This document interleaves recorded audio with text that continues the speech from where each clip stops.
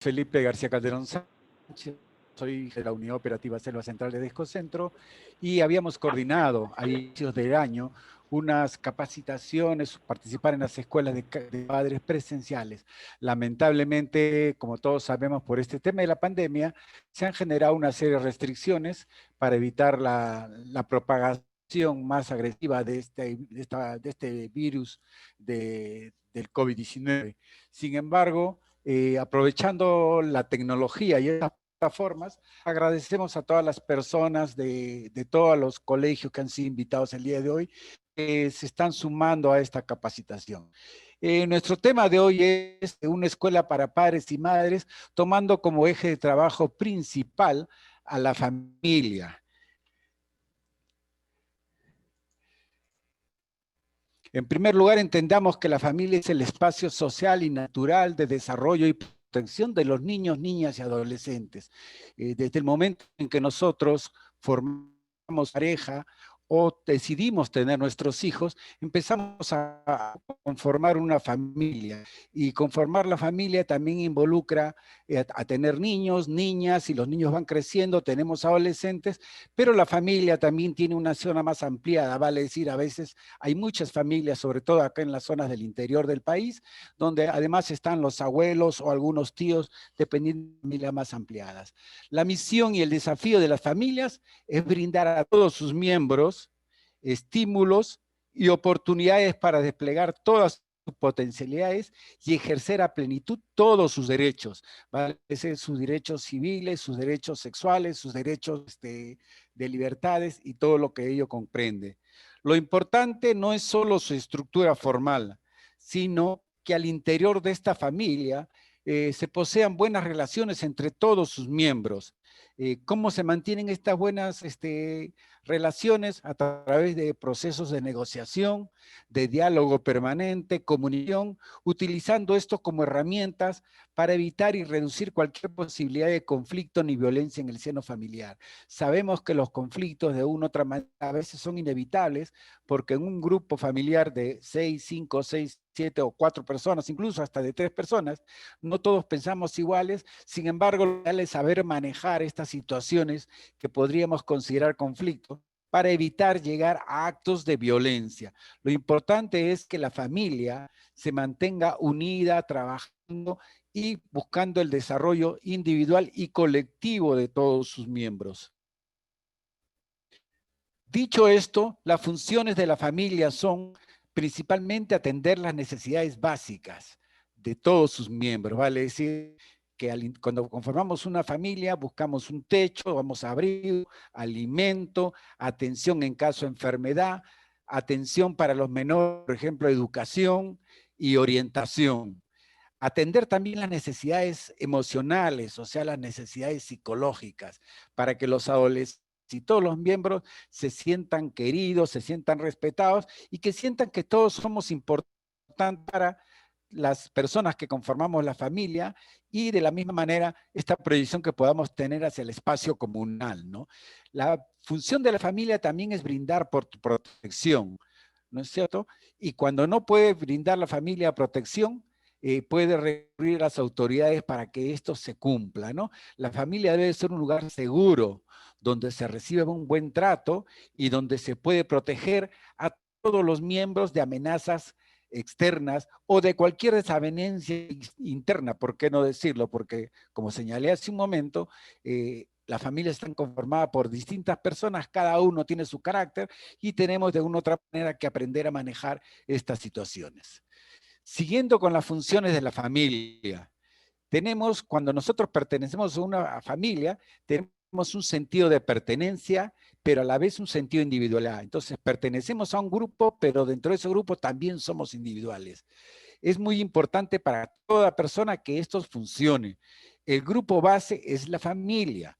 Junto con eso, dentro de la familia, cada uno o cada una, en el caso que sea mujer, tiene la necesidad y la posibilidad de desarrollarse como persona diferente de las otras. Vale decir que dentro de una familia hay personas que posiblemente cosas muy simples pueden ser diferentes. Por ejemplo, los gustos por el deporte, unos somos hinchas de un equipo, otros somos hinchas de otro. Los gustos por los platos, por la gastronomía, ¿no es cierto? Cada uno puede identificarse, cada uno tiene su propia individualidad. Una familia no es algo estático, no es una familia donde todos somos iguales, porque sí, ante la ley todos somos iguales, pero tenemos que reconocer que a pesar de esa igualdad, tenemos algunas particularidades propias de cada persona. Dentro de la familia también se hace la formación cultural. Nosotros, en el caso de Villarrica, y bueno, en el caso de casi toda la selva central, tenemos muchas variables culturales. Por ejemplo, si pertenecemos a una comunidad nativa, dentro de la familia se transfieren los conocimientos y las prácticas culturales. También dentro de la familia se incentivan los valores. Vale decir, implica la enseñanza que se entrega a la familia acerca de lo que es bueno y lo que es malo. No solo para uno, sino lo que es bueno en lo personal, pero también lo que es bueno y lo que es malo hacia afuera. En pocas palabras, reconocer lo que es correcto y lo que es incorrecto.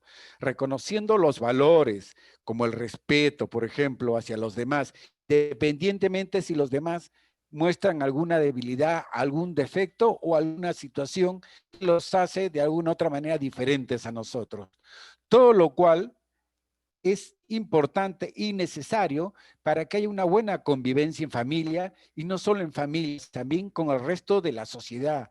En el caso nuestro, por ejemplo, con la comunidad. Si yo vivo en Villarrica, con los vecinos de Villarrica, si yo estoy en San Miguel de Neñas, con vecinos de Neñas, si estoy en Puente Paucartambo, con los vecinos de Puente Paucartambo o con los vecinos de otras localidades, ¿no? Independientemente del lugar, porque reconocemos que muchas familias no necesariamente están viviendo en las zonas más consolidadas o más urbanas, así decirlo, tanto de Villarrica, Puente Paucartambo o San Miguel de Neñas. La familia cumple un rol muy importante porque potencia factores protectores, que son las condiciones que favorecen el crecimiento personal y social más adecuado.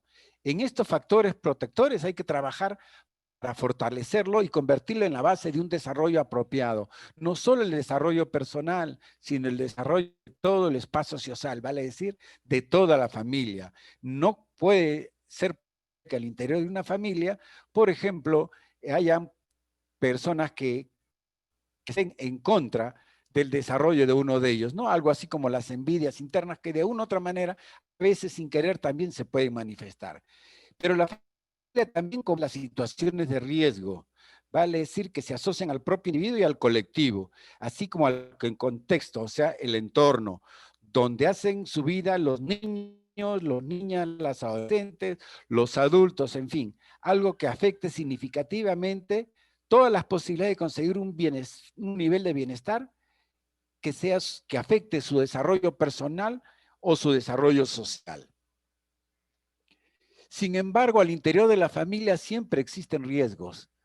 Por ejemplo, tenemos el riesgo de una violencia física, psicológica, emocional, o una violencia económica o negligencia que tiene como víctima a cualquiera de los miembros de la familia.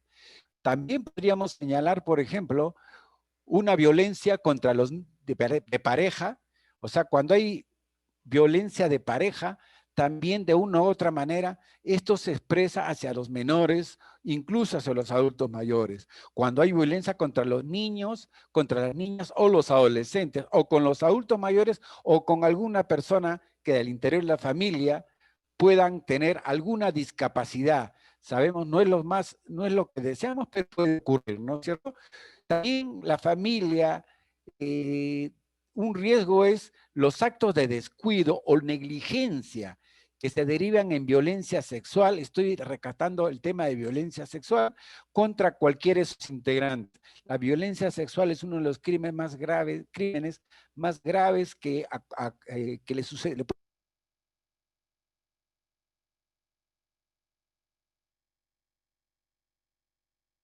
Pueden Las condiciones buenas o malas al interior de las familias influyen en los comportamientos de los niños, niñas y de las y los adolescentes. En situaciones de violencia y aquí algún riesgo, algunos o algunas adolescentes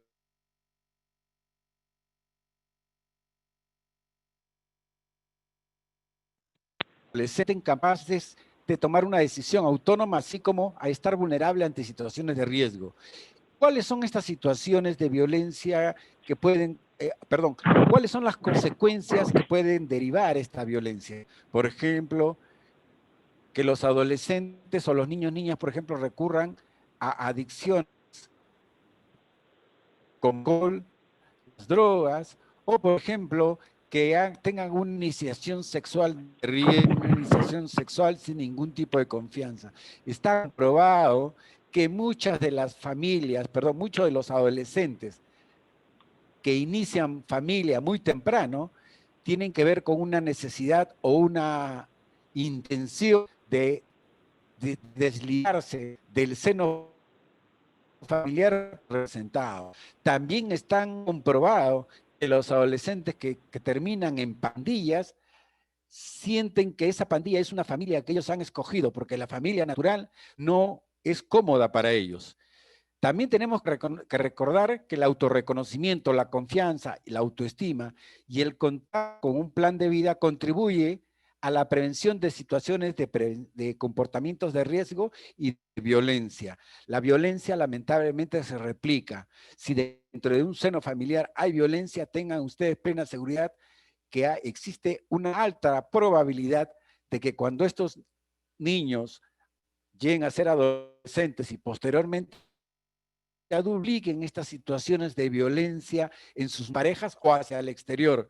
Así que hay que tener mucho cuidado con cómo funciona nuestra familia, hay que saber manejar las situaciones complicadas y de conflicto que puedan generarse. Causas que generan o incrementan hacia niños, niñas y adolescentes. Violencia familiar. Cuando hay violencia familiar, ocurre que en muchos casos la persona que se siente vulnerada se siente víctima, el adulto que se siente víctima, recurra a cometer violencia hacia los niños, niñas y adolescentes de su familia. Una manera de desfogue que no es justificado, pero lamentablemente ocurre. Otra causa que generan son las adicciones. Cuando miembros de la familia, por ejemplo, tienen algunas adicciones, por ejemplo, alcoholismo o consumo de drogas o el juego, o en fin, una serie de problemas adicionales, estas de una u otra manera pueden terminar en violencia hacia niños, niñas y adolescentes. Otro tema, recursos económicos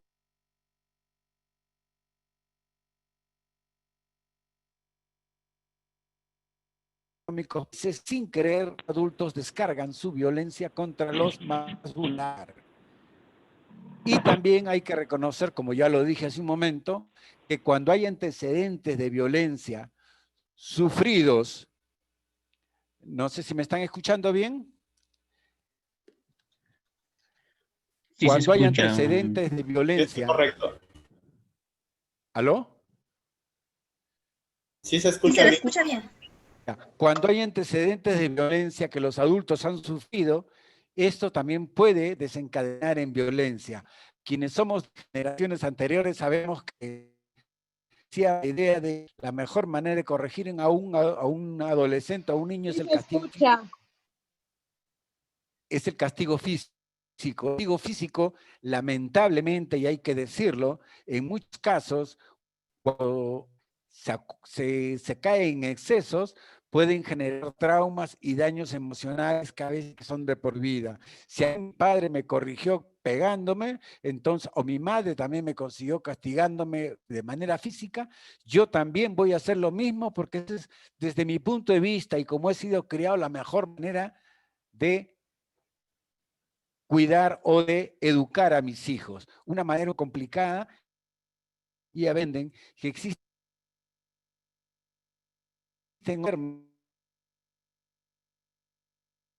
más justamente caer en el castigo físico. El castigo físico nunca será y nunca ha sido tampoco un buen sistema de crianza. Consecuencia generada por la violencia contra los niños, niños y adolescentes en la edad adulta. Vale decir, cuando un adolescente pasa a edad adulta, generalmente tiene unas secuelas de la violencia que ha sufrido. Por ejemplo, puede caer en una desigualdad social por un tema de autoestima o una desigualdad económica, porque no se ha sentido identificado con el interior de su familia, cae en el desempleo, no se deseen, en fin, una serie de temas adicionales, ¿no? Y esto como consecuencia de esos bajos ingresos económicos, un desarrollo laboral poco remunerado o poco valorado, y de la misma manera, también familia, la violencia de otra manera, lo que es algo natural y normal. Así es la manera de criar, así es la manera de tener una familia.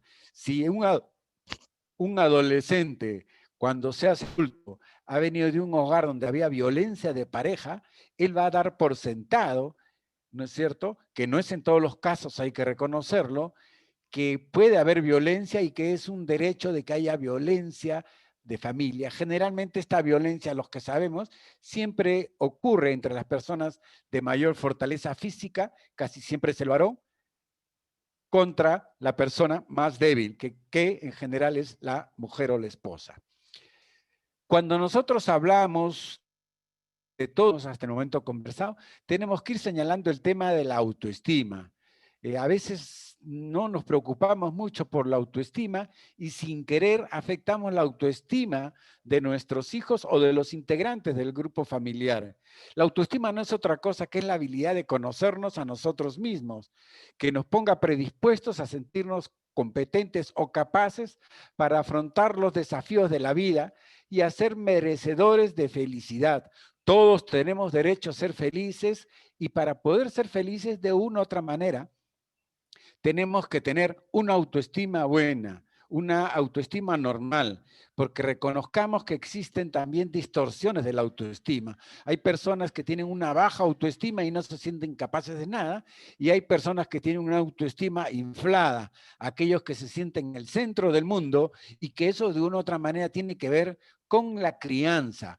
Una autoestima normal nos permite afrontar las situaciones de manera permanente.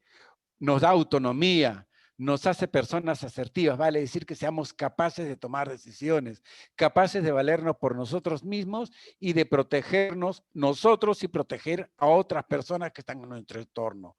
La autoestima siempre se expresa con hechos. Los padres, madres, tutores o apoderados, como también se hace llamar en los colegios, podemos observar cómo se va desarrollando la autoestima de nuestros menores, ¿no es cierto? Sean estos hombres o mujeres. Hay que tener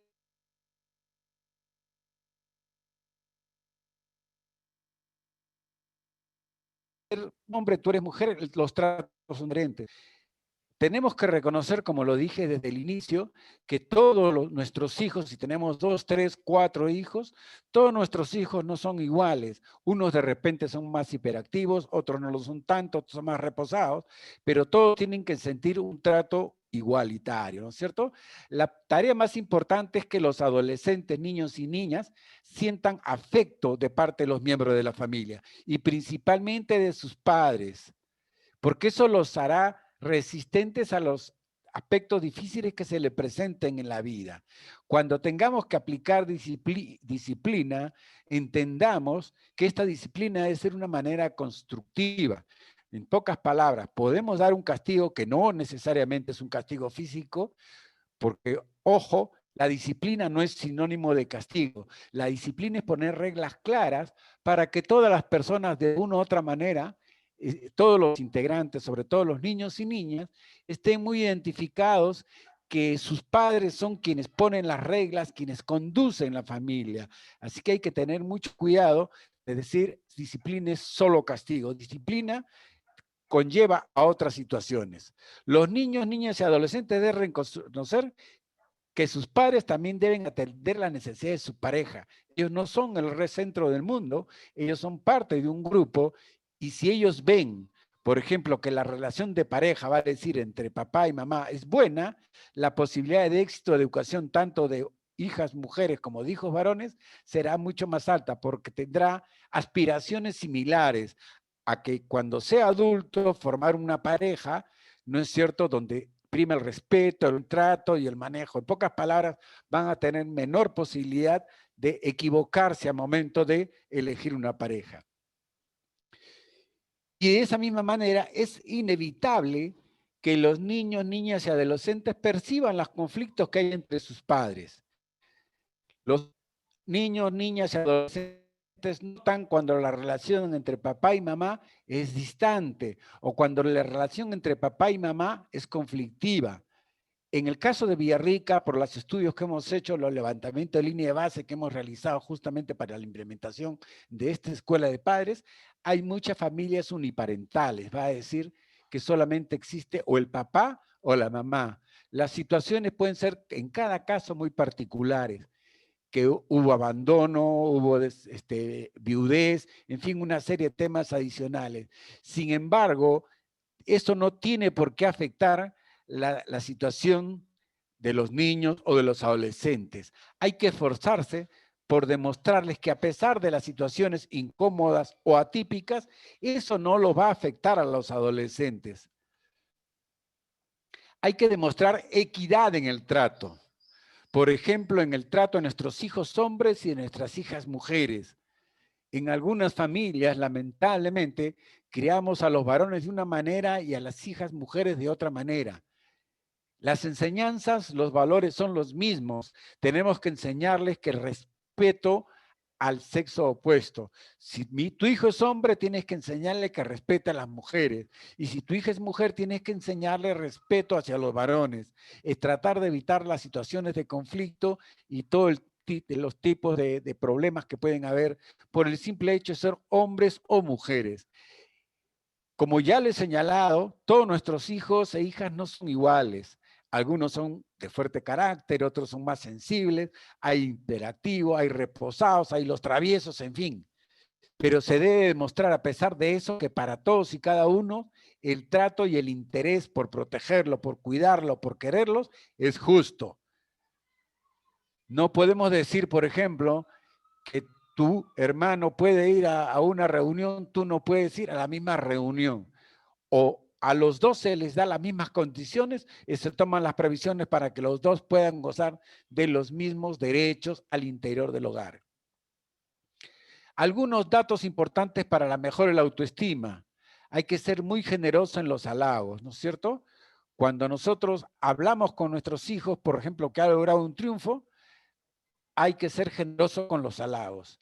Y de la misma manera, cuando tienen algún fracaso, porque, por ejemplo, si tenemos hijos deportistas o hijas deportistas, a ver, un campeonato interno dentro del colegio, hay 6, 7 aulas, cada uno tiene 10 jugadores o jugadoras, lógicamente los 70 no van a ganar.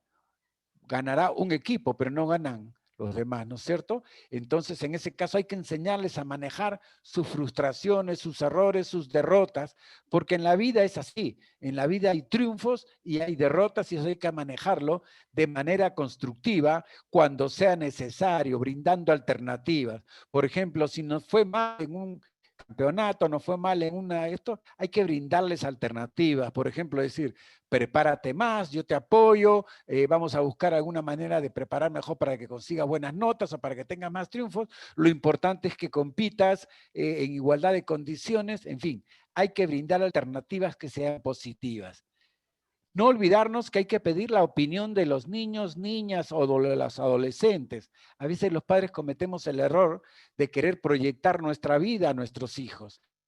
Si yo quiero que mi hijo sea un deportista, entonces sueño porque mi hijo sea un buen futbolista y a no alcanzarlo, en lugar de apoyarlo, nosotros exigimos que tomen nuestra opinión y nunca escuchamos su opinión. Lo que tenemos que hacer es cultivar sus talentos y sus intereses. Si le gusta el arte, la música, dibujar, pintar, hay que apoyarlos. Si les gusta el estudio, si les gustan las matemáticas, hay que apoyarlo. Si les gusta, por ejemplo, algún oficio, alguna tarea, hay que apoyarlo para que cultiven sus intereses, sus talentos. Recordemos que cuando ellos sean adultos y ellos desarrollan ya su vida de trabajo, van a sentirse más cómodos en aquello que les gusta. Y en la vida, al momento de la formación, también es una situación similar. Hay que escuchar sus necesidades y darles la importancia de vida. A veces sin querer minimizamos las cosas y cuando nos damos cuenta se puede convertir esto en un problema de carácter psicológico o de carácter... Cuando el niño o la niña y el adolescente tiene una buena autoestima, tendrá mucho orgullo de sus éxitos y eso lo impulsa a seguir hacia adelante. Pero anímicamente también podrá mejorar sus resultados negativos, podrá trabajar en...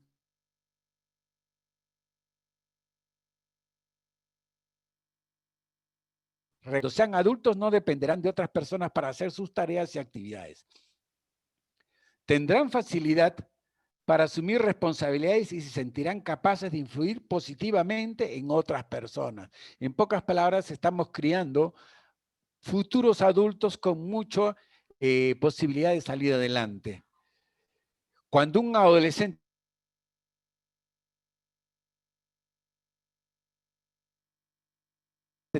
sentirá que las demás personas lo miran como una cuestión, como si él fuera menos. Culpará a los demás por sus errores y no se esforzará por salir adelante. Se sentirá impotente, sin poder salir adelante.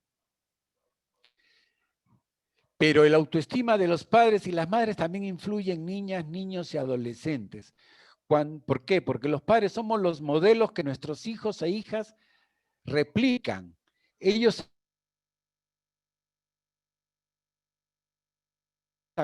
para aprender a cómo comportarse, a cómo sentir, a cómo expresar sus emociones.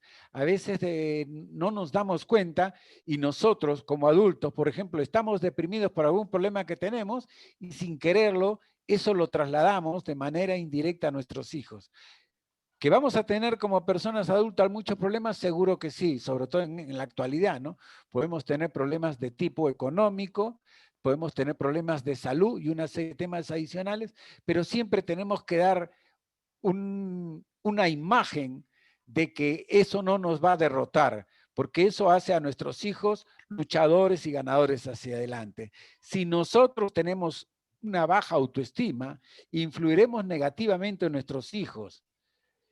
Esto ocurre porque somos críticos, contradictorios o inseguros. Esa inseguridad nuestra se la transferimos a nuestros actos cuando tenemos una muy buena autoestima. Les abrimos el camino para que tengan los medios y las oportunidades para sentir que tienen el poder de manejar su vida. Les haremos sentir, respeto por sus propias cualidades y sus atributos. Sentirán que tienen el apoyo, que tienen un buen ejemplo, que tienen el respeto y que tienen la aprobación. Y lo más importante, hay que orientarlos durante su adolescencia. ¿Por qué? Porque la adolescencia es un periodo de inevitables cambios físicos y emocionales.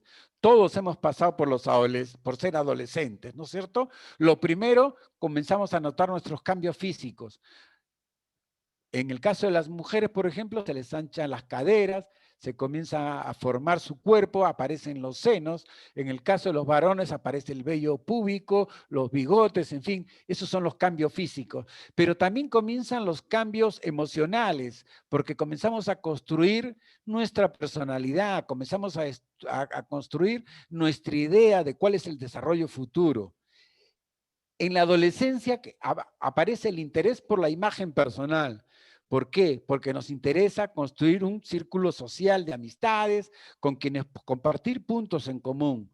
Nos empieza a aparecer el interés por el sexo opuesto, vale decir, nuestras primeras ilusiones, nuestros primeros enamoramientos, y eso nos guste o no nos guste es lo que se ocasiona justamente los cambios hormonales de la adolescencia.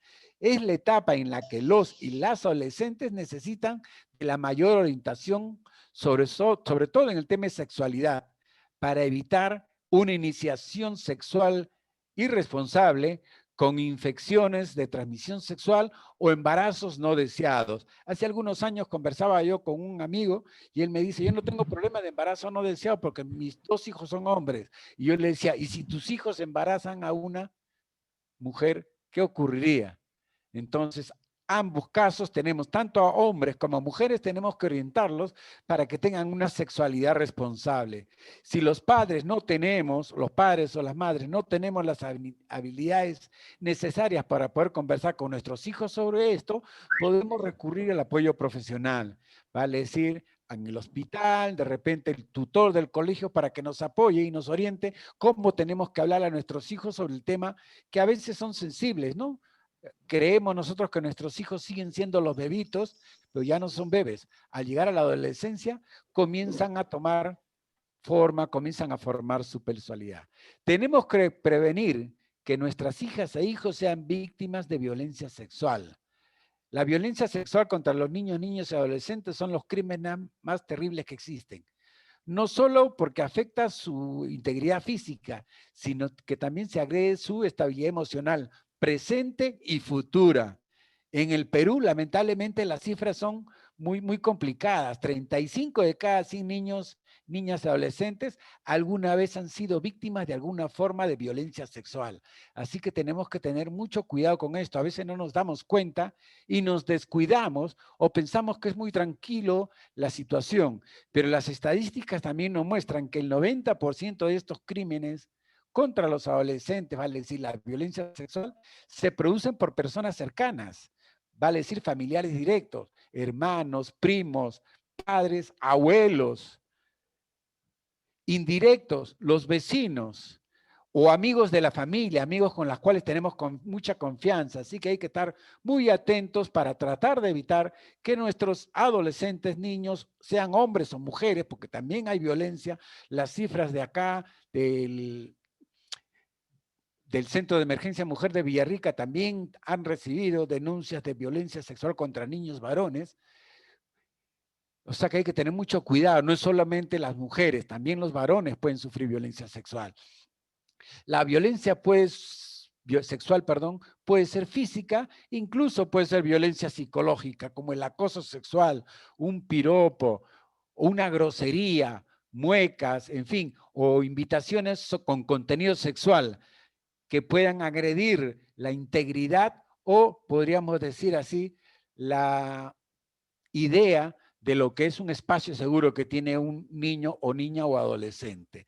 Las consecuencias psicológicas de una violencia sexual son muy difíciles de superar y estas permanecen mucho tiempo en la permanencia. ¿Cómo prevenimos? Hay que conversar permanentemente con ellos, saber cómo están desarrollándose, cuando están, por ejemplo, en el espacio público, cómo los tratan los vecinos, estar muy atentos a esa situación. Hay que tratar de evitar que, por ejemplo, los y las adolescentes, por ejemplo, muestren sus partes íntimas y personales en público, incluso con los miembros del hogar, ¿no? Hay que enseñarles a identificar cualquier acción que ponga en riesgo su integridad sexual. Hay que educarlos para que no se exponga.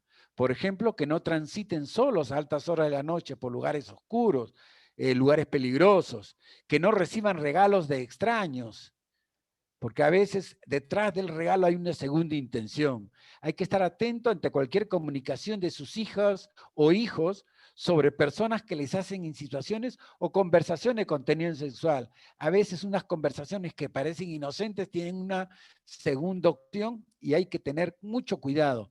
Hay que acudir y denunciar ante las autoridades cualquier situación que se identifiquemos, aunque el agresor nos incomode, aunque el agresor sea un familiar o una persona conocida. Tenemos que hacer respetar la integridad de nuestros menores.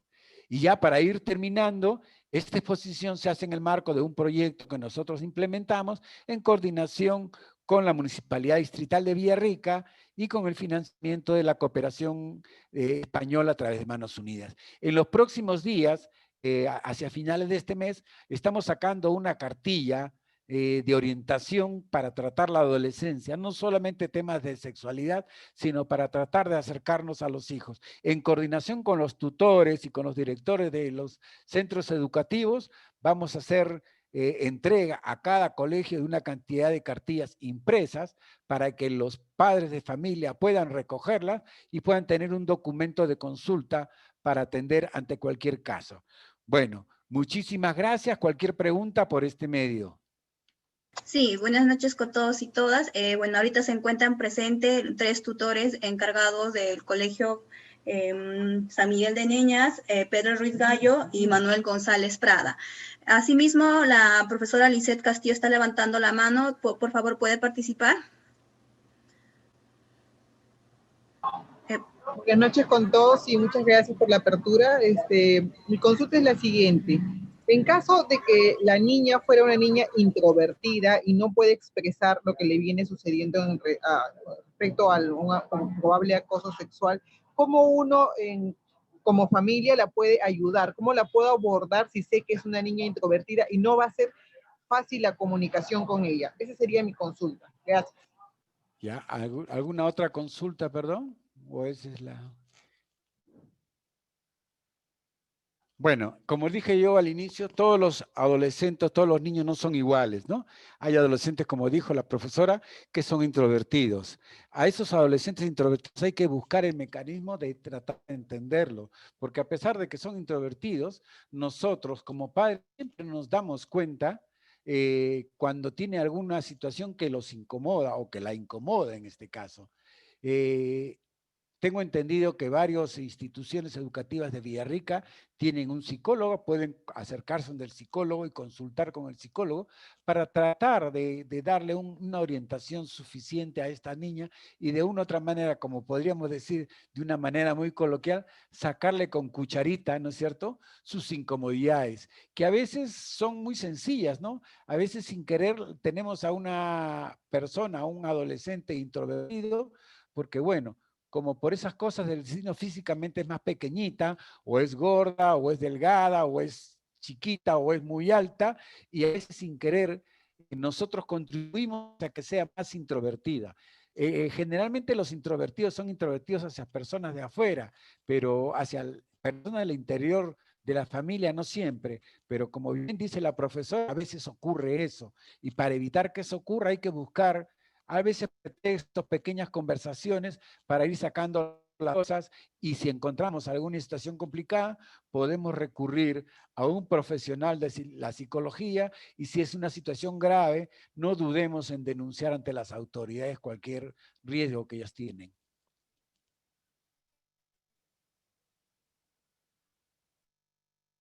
Voy a ver si está...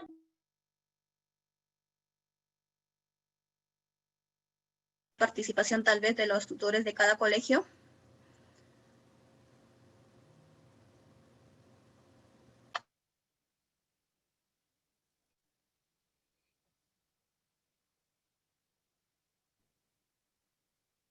Buenas noches con cada uno de ustedes. Habla la profesora Ivonne Arias de la Institución Educativa San Miguel de Neñas. Mi consulta era la siguiente. Si la tipología del proceso de hacer una denuncia ha cambiado por cuestiones de esta pandemia o sigue siendo la misma. Tengo entendido que el Centro de Emergencia Mujer, cuando hay situaciones de violencia, tiene actualmente sus protocolos, pero estos protocolos no afectan la denuncia. O sea, si hay alguna denuncia por violencia sexual, pueden acercarse al Centro de Emergencia Mujer. La línea 100 también está atendiendo violencia sexual. La DEMUNA, de la Defensoría Municipal del Niño, Niña y Adolescente de la Municipalidad Distrital de Villarrica, también está atendiendo, aplicando lógicamente los protocolos que son necesarios, ¿no? Lamentablemente es cierto lo que usted dice. Los protocolos a veces han dejado una serie de problemas. Por ejemplo, hay lo que nos ha llamado bastante la atención a nosotros, en los casos de violación por la atención de los casos COVID, muchas denuncias por violación han sido tomadas en caso, por ejemplo, la atención para ser el médico legista. Y eso es un problema.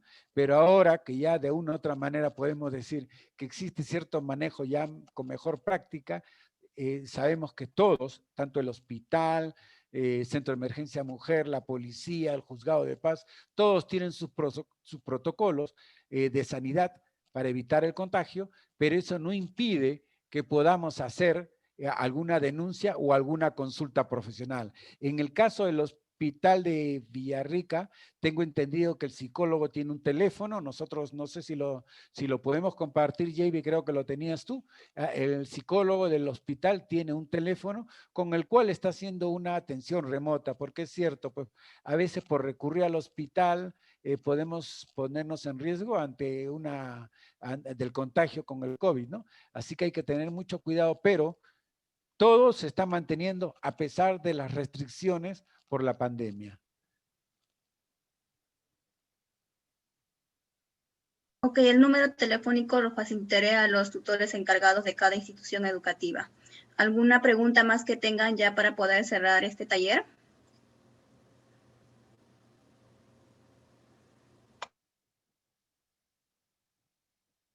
Si en caso ya no hay preguntas, vamos a dar por finalizado el taller de hoy en la Escuela de Padres de Familia. Asimismo, pido por favor a cada uno de ustedes que puedan activar lo que es su cámara para poder hacer una captura de este taller.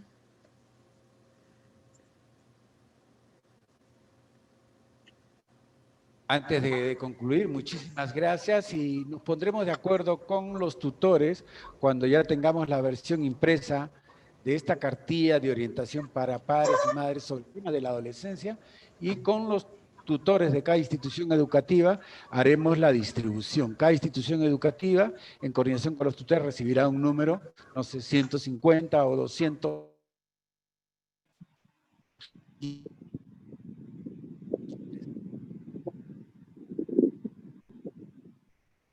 Gracias por su participación. Muchísimas gracias. Buenas noches con todos y todas.